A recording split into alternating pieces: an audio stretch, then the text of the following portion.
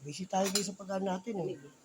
Kaya nakapunta ng piyesta. Dahil kasi kailangan talaga bantay ng bahay. Dilim na naman oh. Linis na kubeta ko yun.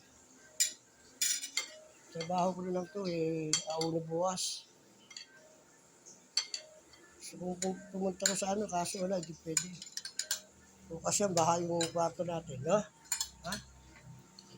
Ulo pa din eh. Hindi mo pwede iwanan eh. Lumulutang na yung kwarto mo. Niluto ko, sinigang na bangus. Sobra dumi ng kubeta doon sa ano. Malinis na. Kain tayo guys. Ay, ba't yan? Yan! Pagod na ako ah.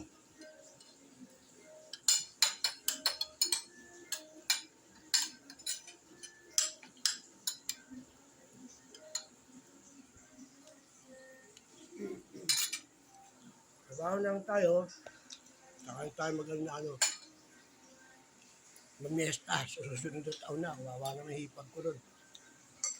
Every year.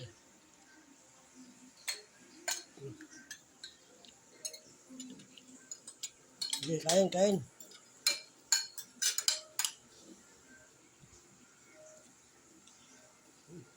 Ga-upload daw sa YouTube. Dami lang ito.